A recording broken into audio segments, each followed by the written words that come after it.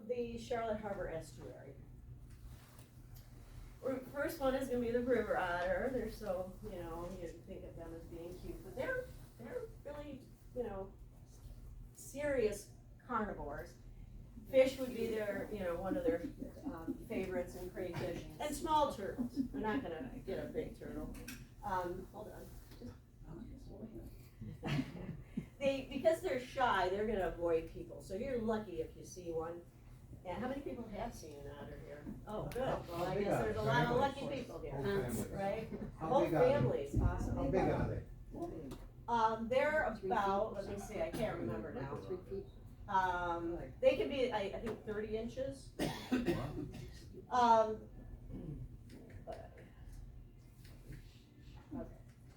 What did I just do? Strong swim. Yes. Okay. They really prefer fresh water, but they can, the brackish water is also great. The mangrove shoreline, we were just talking about that. And because we have so many, we have a lot of canals and creeks and rivers here, there's a lot of places for them to survive, as long as the water quality is good. They have to have clean water. They're sexually mature at about 2 years. They mate all through the year, but the embryo development only takes 8 weeks, but it could take up to a year for gestation to occur. So you've got embryo development, 8 weeks, gestation, what? You might have heard of delayed implantation before. So other organisms, other animals have delayed implantation, other mammals. But otters take it to a new level, as much as a year for that. And seasonal changes, usually the photo period especially, or other things that are going on with the climate and stuff, it's gonna change when conditions are right, optimal conditions are right, then the fertilized, the embryo is gonna, the development's gonna occur.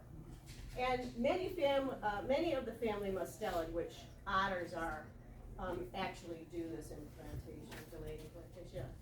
Do they sometimes have litters from 2 separate fathers then? Because it takes up to a year for them to. No, I don't think so. Interesting. I mean, not that I've heard, not that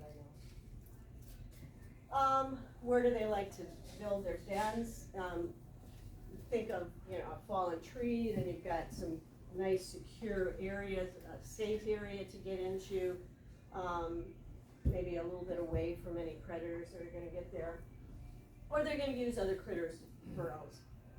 In about 4 months, they're weaned. 2 months, they're gonna have to get into the water. The mother has to entice them to get in there. And they're gonna stay with them for about a year, learning how to eat, how to hunt, how to find a den. They do utilize their claws for feeding, and they have, they exhibit play behavior, which I'm sure you've seen great pictures of. And they do it not just in zoos and things. I'm sorry, what? Yeah. So, I'm gonna just pass this around so you can actually see what we're talking about. So you have very dense fur underneath that's gonna keep them, dry. They also need to stay warm. They have silky, smooth guard hairs. That would be the ones right on the outside. And so, what's that gonna do you think? Right. Encourage their swiftness in the water, or make it streamlined, right? So if you want to, I can pass it around. Please watch the tail. We had some middle school kids rip the tail in half the last time we used it. Phyllis just tried to sew it back together. The last third of the tail will pop off. Phyllis,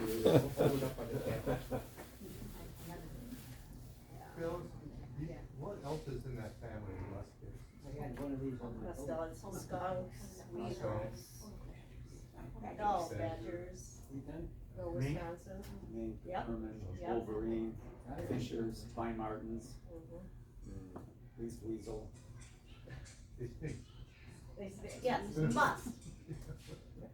Everything that's mean and smells bad. Including me, I was University of Wisconsin Badger, so there you go. There you go bragging again. Yeah, exactly. Okay.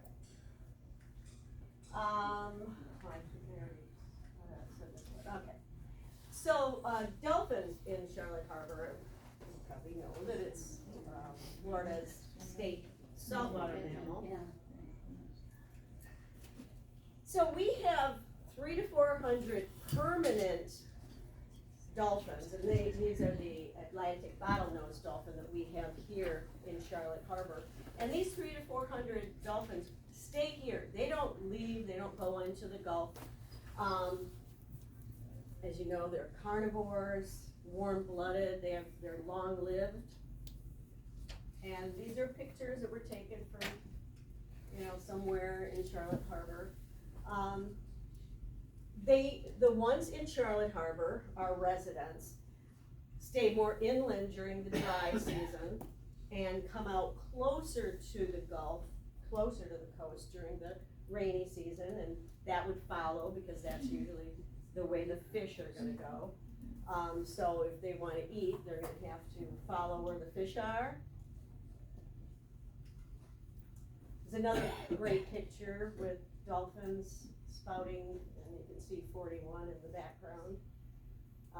I remember when I first moved here, and I didn't know that we were gonna be able to see dolphins, 5 miles away from our house, and I was pretty excited. And it was also really cool because we saw them mating, and so I was all excited. So research, because these 300 to 400 dolphins stay here in Charlotte Harbor, the scientists are able to really get some good information from them, building family trees, similar to, other animals. They tend to use something that's different about them. They're gonna have on their dorsal fin, they're gonna have injuries, scrapes, scars, whatever, and so they're gonna be able to use those. They're an apex predator. The males can get up to 12 feet and 1,000 pounds. They do swallow their prey whole, and pinfish, oops, whoa. Point it towards your. Oh. There you are. Yeah, that's where you want to be. Pinfish are their favorite, but like some of you fishermen, they're gonna fish for the same thing you're gonna fish for, the mullets and echolocation, they're gonna use that, a big burst right before they go for their prey to kind of confuse the prey. Okay. Live birth they give, about a year gestation period, about 30 pounds that they're going to be when they, and I'm sure you've seen pictures of the moms pushing the calf up to get their first breath. Since they're, all right, now is this going to work? Oh, yes. Okay, so this was me hanging over 41. So, with a friend. Don't jump, Phil. Yeah, I know, right? And I was very excited. I think that's probably all you're gonna see on that one. But this one is pretty cool. So where do I, Just how do I press it again. press it down? Point it towards Okay. your. Oh, put it down. It seemed to work. Wow. All right, so this was like really cool. This was the same day, but there were several dolphin in the area, and they were breeding. And we saw them very, very close up, and you can, I'm hoping you can see, it was just thrilling for me. And And them. okay, and Yeah. very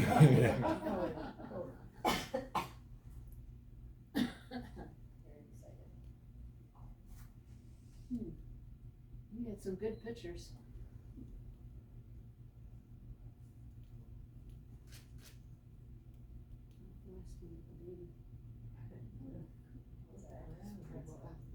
Action. Yeah, yeah.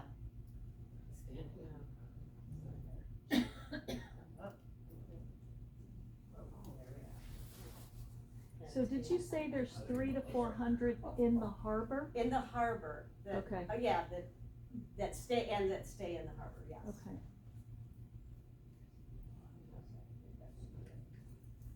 Okay, and I remembered to point to it. I'm almost done, and, yeah, no. They have unihemispheric, sleep patterns where they kind of, shut off half of their brain. And because you know how the optic nerve works, we've got, the opposite eye to the side of the brain that the, dolphin is using stays open. And so they're motionless, they might, or they might swim very, very, slowly. The maintaining body heat and oxygen levels is huge for them. That's one of the main reasons why they have this adaptation. Other animals do it, manatees, all the dolphins, seals. Do they sleep anytime or they sleep at I think they night? can sleep anytime, yeah, Yes. not necessarily at a certain time of the day. Wow. But it's pretty interesting. So, you probably always wonder, well, how do these things sleep? Of a lot of wild animals, and that's a great adaptation, a successful one. This is mine. So, we volunteer at Manatee Park, and manatees have always been my favorite anyway, but who can't love a manatee, I guess. So, the manatees, we have West Indian manatees here, and they go all around the Gulf, and then up North Carolina coast. They're warm-blooded. If the Gulf gets lower than 68 degrees, they have to get out of the Gulf. So they're gonna come inland, they're gonna go to rivers, they're gonna maybe seek out a power plant location where, something's releasing some warm water. And they have to do that for survival. Because they're mammals, they have to come up to breathe. And they do that when they're active about every 5 minutes. If they're resting, they can stay down for 20 minutes. Remember, we said that the dolphins also use that unihemispheric adaptation. So they're able to, lay down at the bottom and just relax and keep themselves warm, try to keep themselves warm. I'm jealous. Because again, they're warm blood. Habitats, so they can live in freshwater, brackish water, saltwater water, a great adaptation too, makes them successful. You can see these pictures, I love these. So this one at the top, you can tell a little bit about where have you been, manatee? If it's been spending a lot of its time in freshwater, you're gonna see quite a bit of algae on its, covering its body.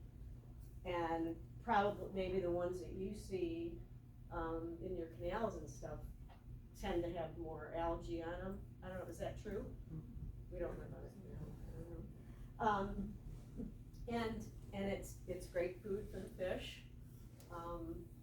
But then the ones that live in more of a higher salinity water, they might have a lot of barnacles on them. Barnacles, since they're living organisms, they need, that's where they're at. But if they come into the more freshwater areas, if the manatees come into freshwater areas during that cold period, the barnacles will stay on for a while, but then maybe they won't be able to survive, so they'll not be on there much longer. Reproduction, They reproduce in a mating herd similar to the dolphins.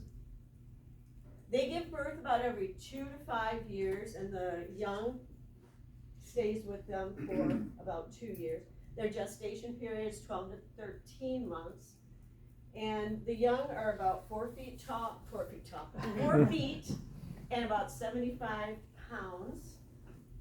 But the adults can get up to 1,000 pounds, they can get 1,000 pounds to 3,000 pounds. They can get 10 feet to 13 feet.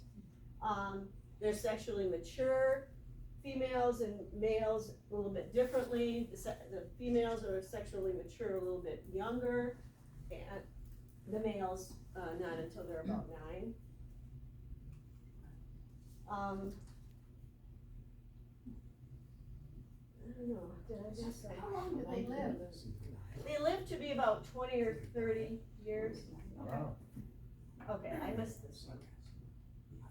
Okay, because like I said, they're mammals, they need to come up and breathe air. And I love adaptations. Adaptations are so cool, I think. And this one, they open their nostrils when they come up for air, and when they're, underwater, they're needing to close those nostrils so they don't have problems, because they could. Are they indigenous to Florida? Yes. All right, so their diet primarily is seagrass, but they will eat mangrove leaves. They're gonna need to eat a large part of their time, 6 to 8 hours. They need to eat 10% of their body weight. So 1,000-pound manatee is gonna have to eat 100 pounds of vegetation. They can, when you're seeing manatees, especially if you're in a boat, maybe in a kayak or something, you might see a lot of bubbles.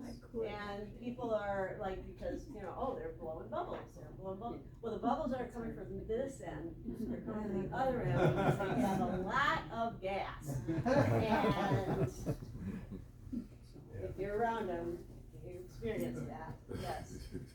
And it takes about 7 days to digest their food, so kind of a long process. They can survive without eating for quite a while when they're migrating from, a cold water body to a warmer water body. So Phil, is that 10% body weight eating daily? Is that a Daily, unless they're not able to eat because they're migrating, because they're moving. But on a good day, they should be eating 10. But then when they have to move a lot, they might, they might lose some weight, and so they would have to,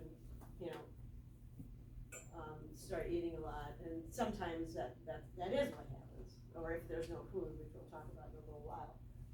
So these kind of cool pictures of the mangroves and the manatee eating the seagrass. So manatee's skeleton, I'm just gonna do a little bit. And so manatees have solid bones. All their bones, the only bone in their body that's hollow is their sternum. So that really helps with their buoyancy. And they have no incisors because they're an herbivore, I guess if you didn't say that, but they have some very interesting adaptations. So this is a cow bone, and I can pass this around, and this, cow rib rather, and this is a manatee rib. You're gonna be able to feel the difference. Remember we said that extra weight they have in their bones are gonna help them with their buoyancy. So we can pass those around. If you don't wanna touch it, you can just get somebody else to touch it.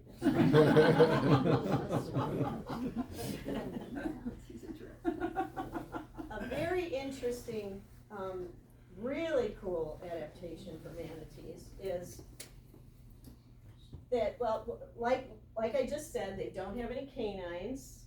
They don't have any incisors, they just have the molars. You can see those molars. This is a artificial, manatee skull. We left the real ones, I just felt a little safer taking the fake one. But, so, we said they ate, a lot of seagrass. Mostly, they eat seagrass, right? And so, the seagrass is in the, bottom of the water body, attached to sand, that's, it's gripping the sand. So when those manatees are swimming around in there, churning up the sand, and grabbing the leaflets of the seagrass, there's gonna be sand that they're gonna take into their mouth, or maybe there's even sand on the seagrass. So kind of like you, if you are at a picnic or at the beach and somebody shakes out their towel next to you, you're gonna get, you might get sand in your mouth. It's like gritty. Well, these guys, we only get 2 sets of teeth in our life.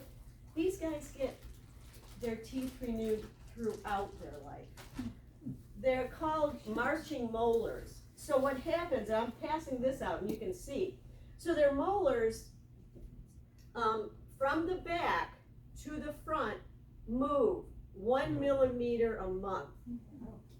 That's a lot, not much, but, I wish, so like I said, this is a plastic skull, but even on the real skulls, you can see that those molars are still, and these are from adult manatees, they're still pretty, they're not real worn down, and they're not real discolored.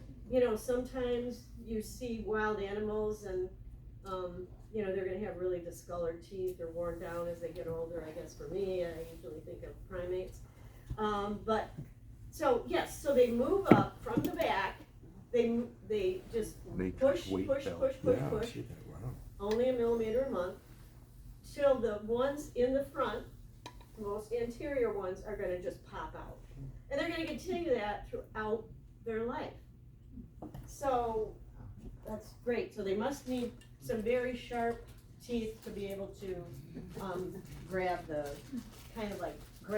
top of most of the feeding they do is by, just grabbing the top of the seagrass. I mean, they might inadvertently take the whole thing, but they're just kind of like a lawnmower going through, or a weed whacker or something going through.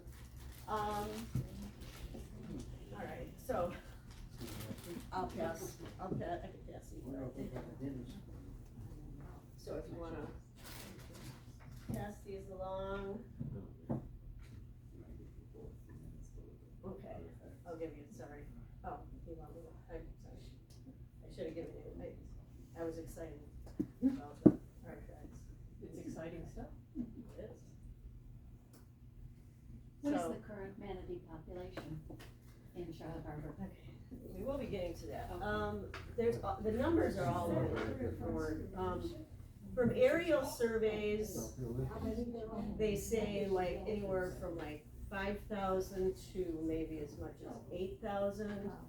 But then I just saw something about, we'll be talking about it in a little while, but as of October, and a paper that was sent to try to uplist them back to endangered, said it was 6,300. So, And that's in all of Florida? worldwide. So I mean, yes, no, all these in Florida. Yeah. 6,300, but it could be more. Found anywhere else in the U.S.? Like Louisiana, They're Mississippi? along the to the coast about North Carolina. And the Gulf Coast too, like Mississippi? Yes. Louisiana? Yes. In the past 10 years or I've had like 4 encounters of manatees who were swimming around our boat. Oh, okay. And they, like my kid used to swim around the boat, and all of a sudden these manatees show up and scare the crap out of people. My They're wife very said curious. she would never always protect our kids, and she was the first one in the boat. Why do they do that? Do they like the motion of the human swimmer, or? Well, I mean, they're curious, I would say, because if you're out, you know, kayaking or something, they're gonna come up and, you know, bump your boat and stuff like that. Were you weren't like posing in fresh water They or changed anything the like that? So, No, I mean, you weren't hosing anything, cause they do tend to, which is not a good thing, but they do tend to come up, you know, and people think it's cool to feed them fresh water. yeah, they're sleepy. Yeah. Yes, what can I do? I'm sorry, I'm having some complaints about temperature. See if we can access it. Would you- The warmer. Did you see any problem with feeding the manatee off your dock? Like where Yes, it it's had against the animals? law. That's against the law to feed them? I'll put it at 2 degrees. Yeah, you're not supposed to touch them either, which, Further if you need. there's only one place in Florida you can, and that's, well, you can't touch them, but you can swim with them, is that Silver Lake? Crystal. Crystal Lake. Crystal River. Crystal River. Crystal River. Where's that at? It's Yes. Beautiful. But the more, just like with any wild animal,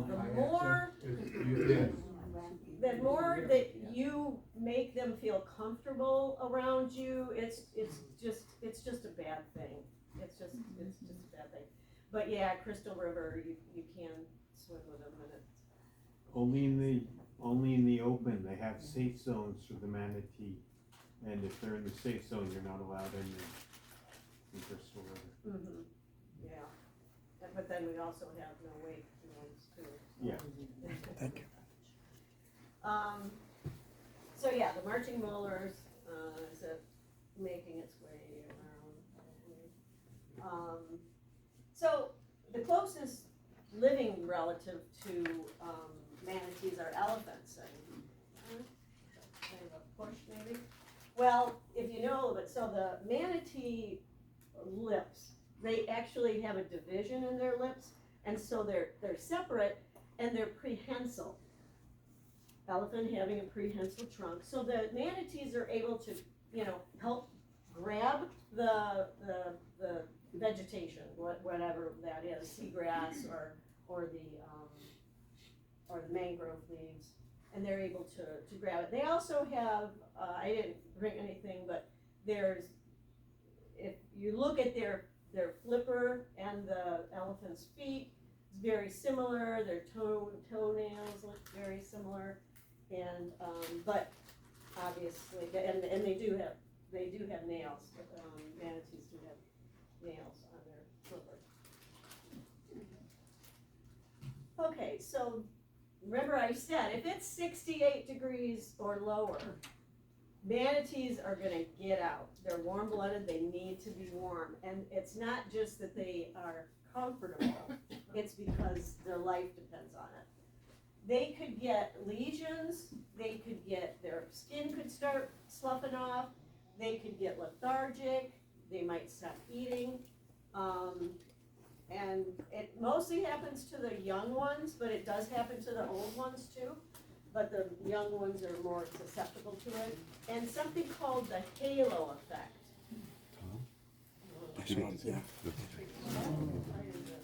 Okay, I gotta mix up. Okay, so the white halo, you can see They go back to Phil. associated with a manatee that's been in cold water too long, and it's another example is the white lesions on the body. Mostly, it's going to be on the face or on the tail. So again, you know, they're going to slough off.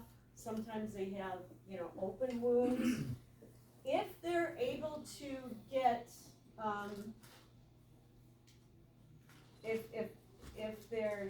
the Fish and Wildlife Service or Lowell Marine or something, if they're really bad, they're able to get them in and rehabilitate them. They're able to get released and they do get better. But they can't survive long with this because it not only bothers their skin, you know, it's gonna open up possibility of, you know, infections and whatnot, but it affects them physiologically. They get lethargic, they're not gonna eat as much. Another problem for manatees that they have is getting entangled with fishing line, crab pot ropes, or, you know, anything that can get tangled, whether it's on, you know, around their flippers or around their head or tail. That's gonna cause them danger, and sometimes, you know, it stays on for years and starts, you know, cutting into the skin. They do have very resilient skin, so they can survive, fortunately, after injuries to them. So propeller strikes are the #1 killer of manatees, and like you were just saying about, you know, yes, there are areas, you know, that have the no wake zones, and Nobody wobbles and people just think, I gotta get out stuff. there. No, Yes. people don't. Is there any effort underway to require pump cages? Yeah, we were just talking about that. Who were we just talking about that with? I don't remember. Not that I know of. Yeah. Makes sense. They've been available for decades, but if you've ever, They're expensive and they add more weight. yeah. Right, and also probably a lot of vegetation would Right, be yeah. trapped in there, yeah. Yeah, it's really, it's not good for your boat. How so? And the pitch on your prop is very delicate. You know, like you have to kind of keep getting it honed down just right, and you have the right pitch. When you put a cage on there, the cage is gonna grab everything around it, it's just gonna get snagged onto it. So then it's gonna slow down the revolutions of your prop, and it gets caught. I just saw a product today that's just for trolling motors. Trolling motors, I've had a cage on mine for a long time, back up north, just so I can go through the weeds and not get snagged. But there's a big move now to try and get them on smaller motors, but the bigger motors, not so much. What about the people that have, you know, boats? What about you guys? I mean, would you put a cage on it, on your motor, or do you, or? Yeah, do you know friends that have, or have opinions one way or the other? I do in Maine, but not down here. Uh-huh. Maine, because of the lobster trap. Uh-huh, yeah, sure. Okay, I was just yeah. This is another good reason for pursuing pole and troll in our Oh, seagrass flats that we Right. have in Charlotte Harbor. Right. You Oh, not yeah. only so you don't prop scar the seagrass, Right. the manatees are laying in there feeding, Right, and if you're buzzing over it in a boat, Right. yeah, you know, that's the way we get a lot in the shallow water. right, exactly. And another problem with manatees is that they have 2 less, you know, we have 7 cervical vertebrae, they have 5, and so that makes it even more difficult for them to, you know, when something's coming up behind them, you know, they can't just go, hey, knock it off, or whatever. You know, they've got a whole big, you know, possibly 3,000-pound creature to turn around or try to avoid it. And, you know, unless you're really looking, it's difficult to see them. So this was, what? Oh, Yeah, sorry. question on a prop, when a prop cuts a manatee, does it bleed? They don't bleed, do they?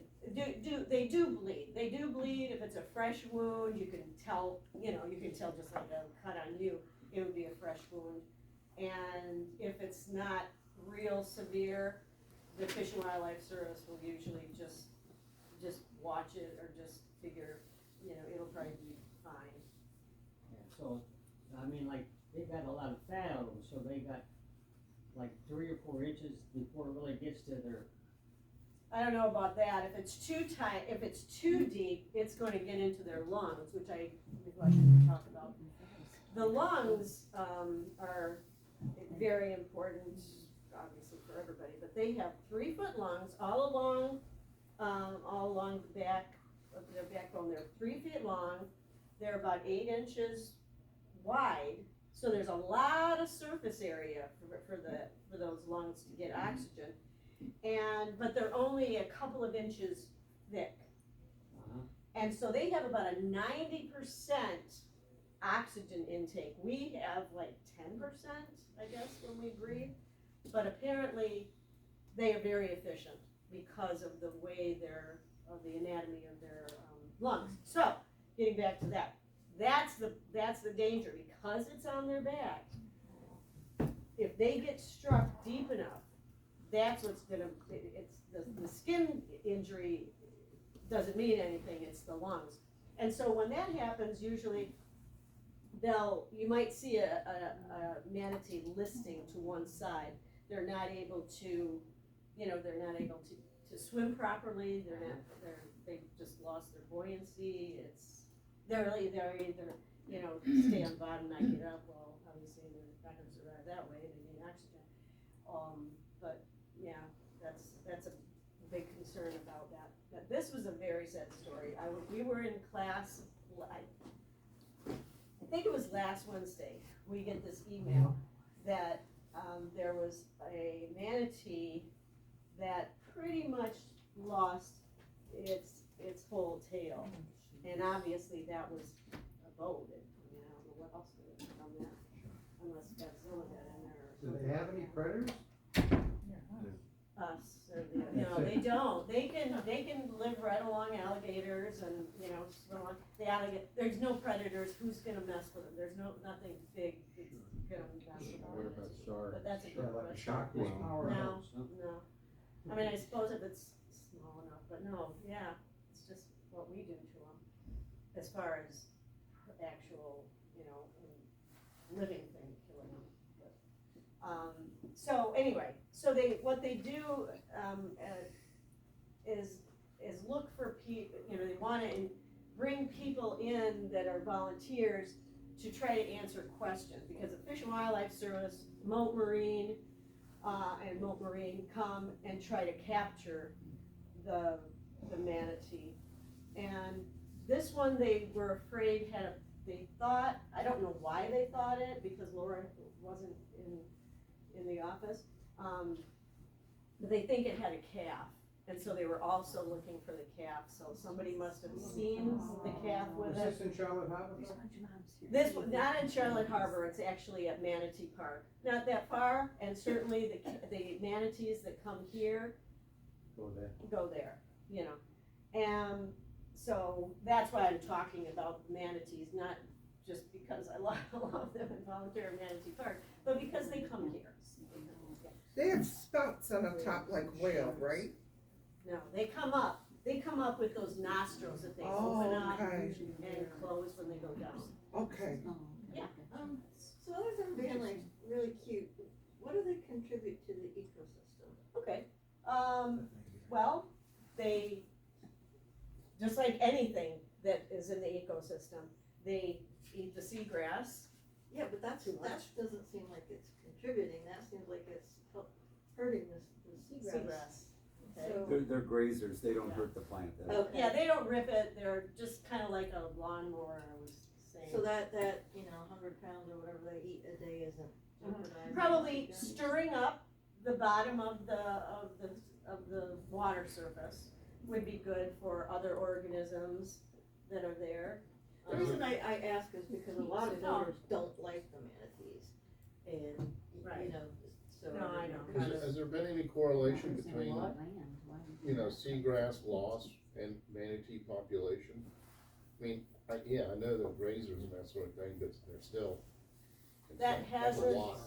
They consume a lot. It says here they healthily graze. Yeah. No, So I have they not keep heard the anything about vegetation that, sharp. no. Not- There was a lot of reports, right, when we have loss of seagrass, and then we have to supplement their diet, you probably. Yeah, I'm gonna talk about that. Because they starved to death. Right. Loss of seagrass. Right. Yes, but good question, they're gonna just take, the top part of the seagrass off and it'll grow back. That's right. Keeps it short. Not like if a motor goes through and cuts really deep, but biggest problem is the fertilizer, the nutrients, yeah, go ahead. A question like that, what role do they play? Every plant, every animal has a cog in the entire piece. You try running any machinery and chop 2 or 3 cogs off of your drive system, it's not gonna work. Maybe we're not smart enough to understand what that cog contributes overall. Maybe in 20 years we find out that manatee is gonna be the cure for AIDS or the cure for cancer, so any type of cancer. So for us to say, pisses me off, it's my boat, I don't wanna go through there because I'm gonna hit him with the boat. You don't even have to hit them with the prop. You hit them with the bow of your boat, you break their ribs, they're gonna die an agonizing death. So they have every bit of right to be here as much as any other living organism.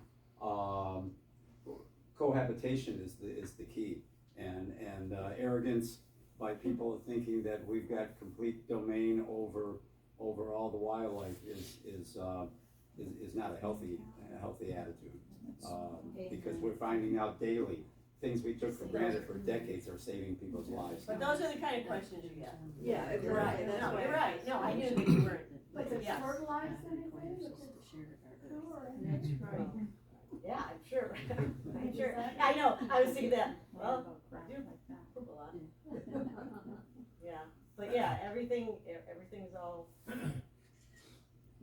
Let me ask the group, what happens to your lawn you don't mow it? Yeah, it dies. It becomes unhealthy. Right, yeah, Lays Right. over, no oxygen. there might be other invasives that would take over, but yeah. Just to make a little plug here, that's one reason we have no wake zones in our canals, is so we have time to see and avoid manatee as well as other sea life. And we try to enforce that, but people don't like it. Yeah, it's a But tough please, that's why we have that limit, so we should try and pay attention to it. Right, Dave? The explanation for that might make an excellent interpretation presentation on our last day. I'm sure the answer is out there, and that somebody could find it for us and share it with us. The answer to what is the ecological benefit of the Well, they manatee. do healthy grazing, it Mhm. says. They keep the aquatic vegetation in check, recycling of various limiting nutrients, which promote primary productivity. And in other parts of the world with one of the other 5 sirens, they are a food source. So not here thankfully anymore, but they are elsewhere. Okay, scars for identification, we were talking about scars, and you can see every manatee you see has a scar on it, and they do use that for identification. If it's severe enough, then maybe the FWC will be called to look at it or mow, and then they'll make the decision whether they're gonna try to capture it and rehabilitate it. But if it's just like that, they all look like that. Yeah. Does Moat train people in the area where they work to be response teams for this sort of thing? No, I think it all comes from MOAT, yeah, or from FWC, yeah. And this is just, a whole lot of manatees. When it's really cold, they'll come and you can see they've got all kinds of injuries on them. And Are they huddling together for warmth? possibly, but they're huddling together because when it gets this crowded, they're like practically could walk across them. Now, when they come together like that and it's real crowded, do they supplement their feeding? Do they feed them like romaine lettuce or anything like No. that? At the park in Fort Myers, they don't. No, there is no food either. The That's whole what I mean, canal because is they're just so cement. crowded, they couldn't, They're eat. only there. They're only there for the warmth. Don't want to interact with them at all.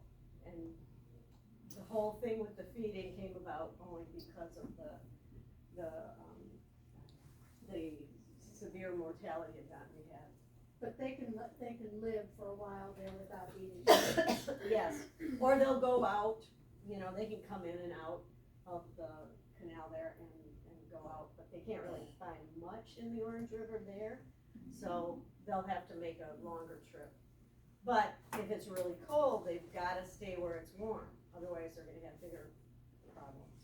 That's why they come up to Crystal River, cause there's Yes, springs there, and exactly. they had a little sign on the road that said 968 manatees and counting, and they were just, Yeah. I No, I saw that. But the springs, I mean, there's natural areas, not Right. just power plants. Not just where power they plants, go, right, the where it's springs, the warm, natural springs, or right, other areas right, where it's right, warm. right. Yes, I remember going there years and years and years ago. So the unusual mortality event, they called it, which was, a few years ago, just stopped. I think they officially ended it last year, but, it might be still going on. In the middle of, or at the end of, the, in the 2020s, the 2020s is when they did that.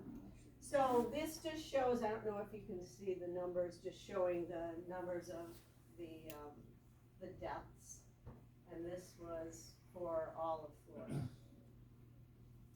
You can see, after that horrible 2018 red tide, and then it had an effect on them for a couple of years. And you said that their main cause of mortality is boat strikes. Until all the problems came with the Red tide. with the red tide, which I will talk about, Yes. It's interesting, I bet you could plot, the number of boats in the water. And it would Sure, correlate yeah. very strongly. The population, yes. The trend line's very Whoops. clear on that. Mhm. Very clear.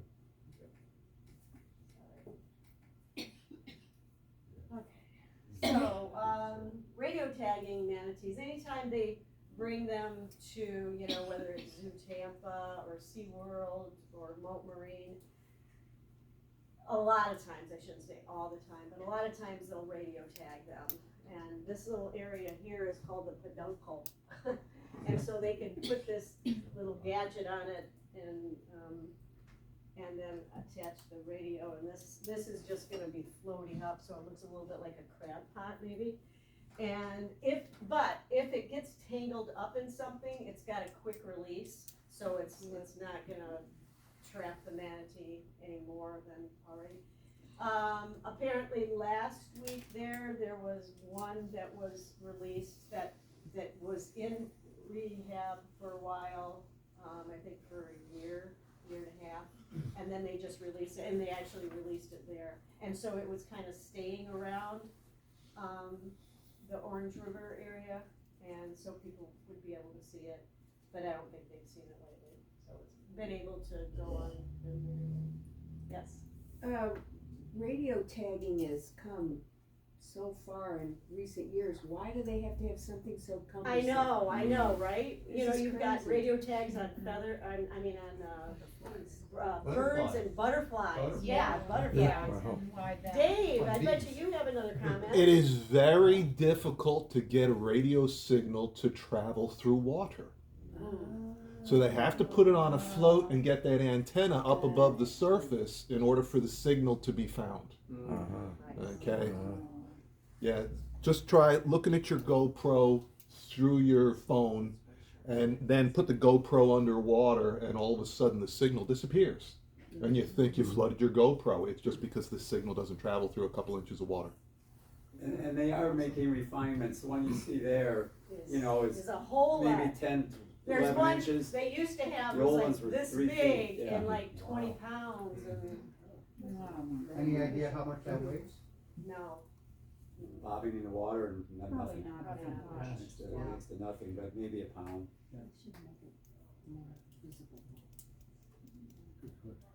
Okay, so we're all familiar with the federal feeding programs that they started because of the fact that these manatees were starving. And I don't think I have on here about what to look for. So if there's a manatee that, usually they're just like this big, I don't know, bean or can't see their neck. But if the manatees start losing weight, you're gonna be able to see their skin, their skeleton. So you should never be able to determine the skeleton of a manatee. But also they have something called peanut head, so that you can actually see where their neck is, which you never normally see. So if there's a manatee, it happens with young more. That if you see one, you just say, it's peanut head, it looks emaciated, and that was what was happening. So they started it was a federal program, not a Florida program. Like I said, it's illegal to feed manatees. Why would it be illegal to feed them? You get dependent on it, right? And also the manatees get used to you and coming around you. And then the next time they see somebody, and then they've got a boat, and it's just like, it's just the same thing, Wildlife should be observed, wild, right? They should just be observed from far. And so they started feeding them. They started with romaine, and how they did it is through the U.S. Fish and Wildlife Service, and they would feed them at certain points, but they didn't feed them on our side of the state. They fed them only on the East Coast. So I'm not gonna, talk a whole lot about it, but they did so that it was kind of on a conveyor belt. And I remember hearing some stories about, when they started it, they would, one of the Fish and Wildlife people, were like hiding, behind a tree so that the manatees wouldn't see them. They were going out of their way to make sure that these manatees weren't associating the food with the people. And it went on, as I'm sure you heard, it started at the end of 21 and then went on 22 and 23. They decided to stop it, I think it was in December of 23, and they don't know that it was that successful. That's what we were reported. The Fish and Wildlife Service came to Manatee and talking to us, and probably that's like the last straw. You're not gonna. And the other thing is, the manatees are closer to where people are going to be, and closer to where the warm water is. Not the whole time. They're going to be out in the Gulf. You're not going to take a boat out there and start throwing, romaine out there. So it's not realistic. It wasn't realistic, but they tried it. But the good part, I guess, if you wanted to see a good part of the whole problem that we had for a few years, is it's on the national news, and people were talking about it a lot. Everybody knew about the problems with the manatees. So manatees were put onto the federal endangered species list in 1973 and labeled an endangered species. In 72, that was when the marine became a state marine mammal. Then in 2016, it was downlisted from endangered to threatened. Well, when you downlist an organism, and that's a good thing. You should celebrate. That's a good thing, because then something's been successful. But they maybe they jumped the gun a little too fast on this one, or maybe it was just because of the horrible mortality event. But so now, in October 23, there were petitions sent in to reclassify manatees back to the endangered level, and it said it was on a 90-day petition review, and all we know is that they're working on it, and I guess we'll see what happens. What is it gonna do between endangered and threatened? It gives them a little bit more protection. The endangered part is it's gonna give them a little bit, but they still have protection. They have protection as a threatened species. So it's not awful. It's just that then they're critically in danger of becoming extinct. Threatened is just that they're in danger of becoming endangered. They're helping the, they're working, they're protecting their environment too. More, it's not just, what you're doing to this mammal, what you're doing to this manatee, but also what you're doing to the environment that the manatee lives in. So there's more teeth in the endangered part. Endangered. Yeah.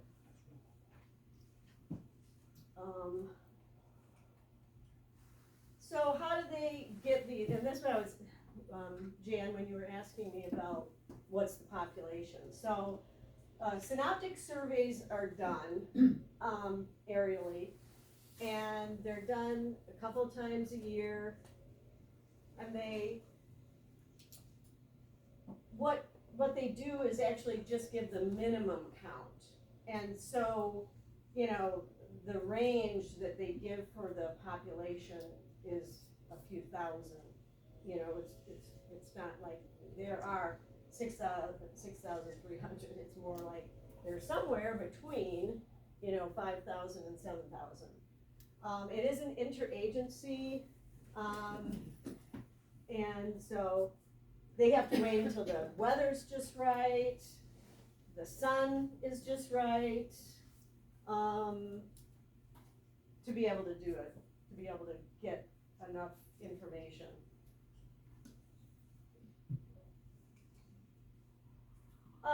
So another thing they do to try to get information about the manatees is they do some genetic sampling. And this, why don't I first show you? So this was done, this was Moat Marine, and they were there, and they take a poll. When the manatee gets close enough, or they do it on a boat, and I have something to show you on that too. And they take a kind of like jab stick, and they jab them with it, and that's what's on the end of it. They call it a biopsy sampler. So basically, they're taking a biopsy of they're taking some of the tissue out, and it's not. So the visitors get very worried that they're getting hurt. They're not happy about it, and there's usually more than one manatee there. They try to separate the manatees, whether they're, I don't mean try to separate the manatees, they try to hone in on manatees that are by themselves, or at least not a whole lot of manatees around them. Even when they're trying to capture one that's ill or, looks like it's having problems, when there's other manatees around, it's very, very difficult for them to, catch a manatee, get a manatee. We've been there a few times when they've tried to do that. What does an angry manatee do? Oh, so basically, they're just startled. All they do is they jump around just like that picture showed.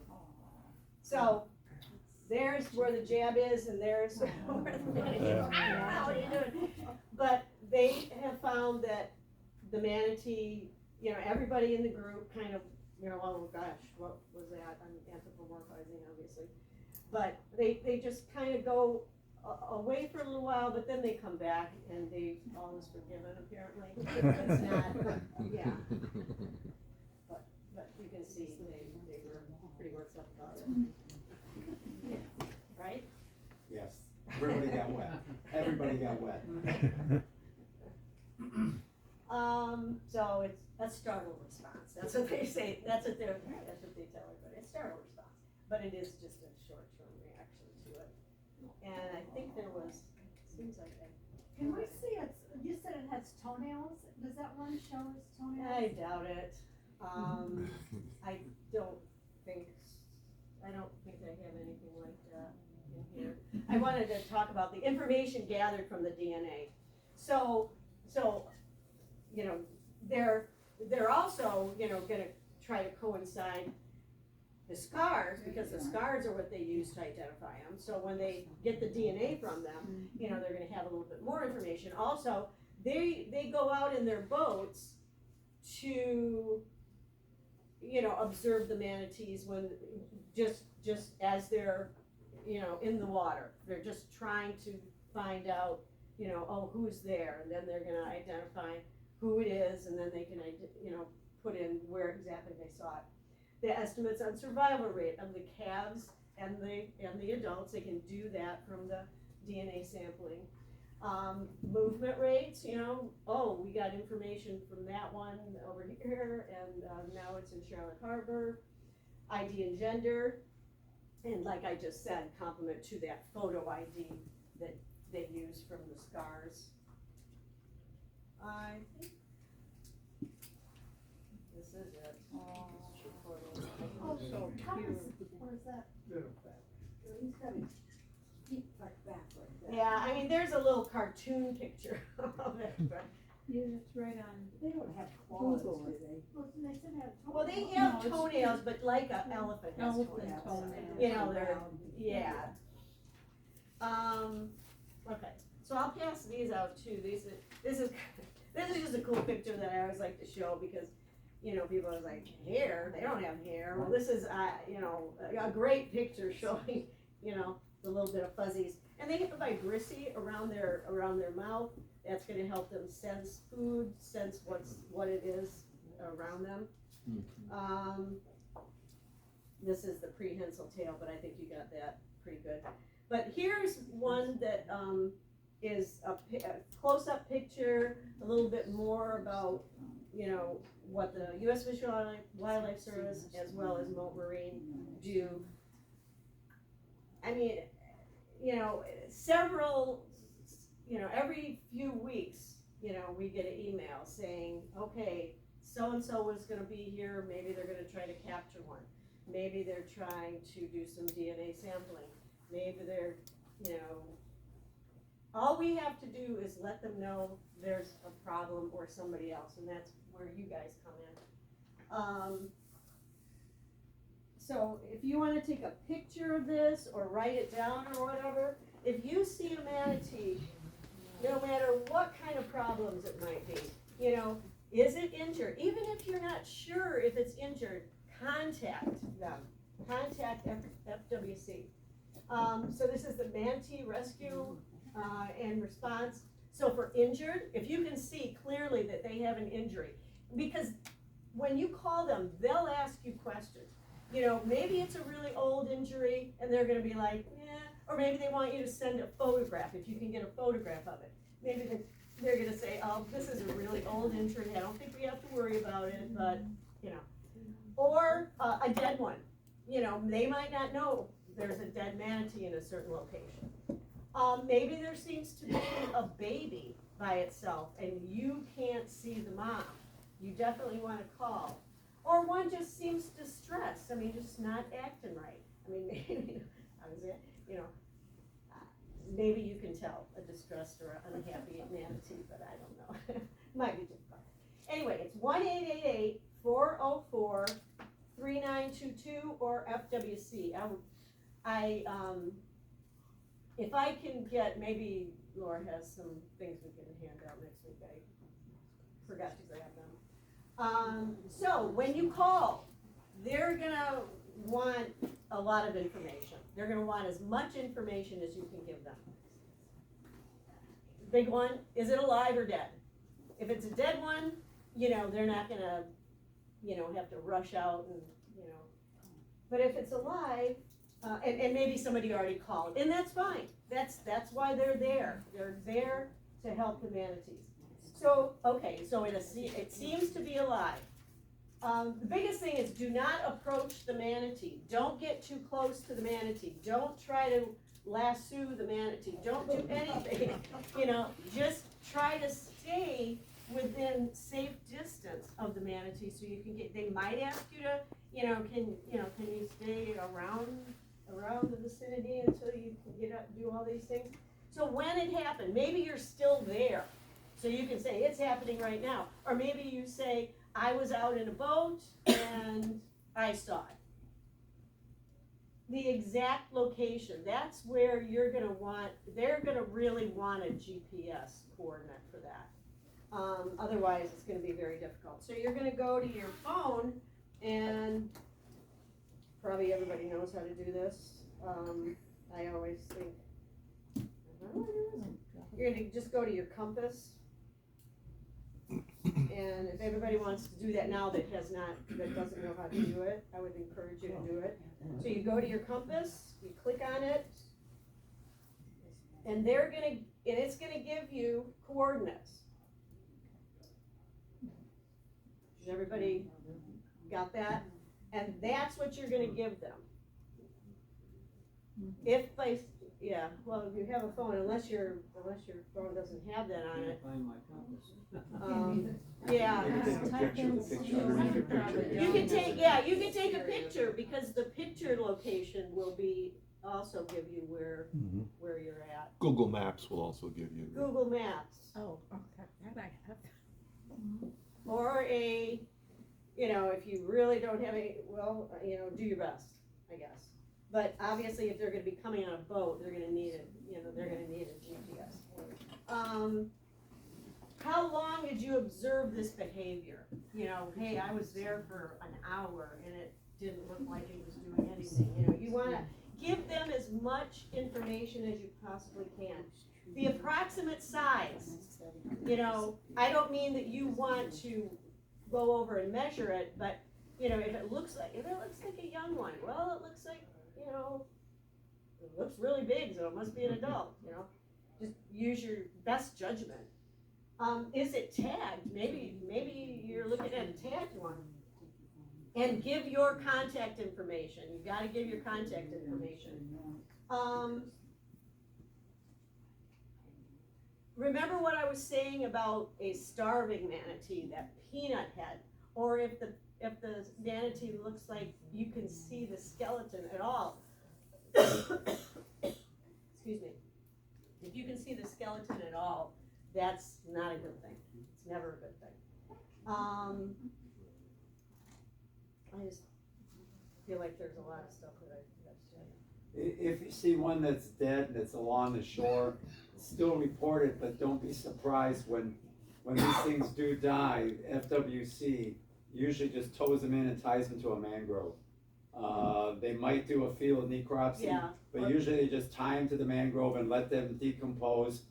Another purpose, another use, they're getting nutrition back into the system, like all living things when they pass. So, but letting them know there's a dead one there, then they can say, oh yes, we tied it there.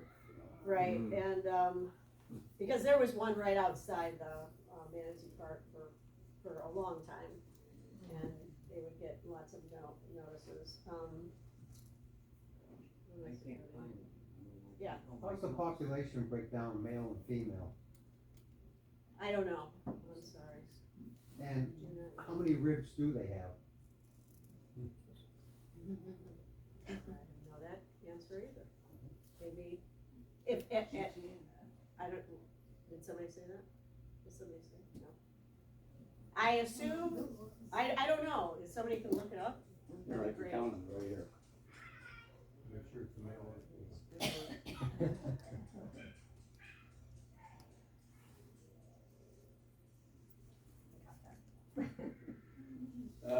Looks like 34.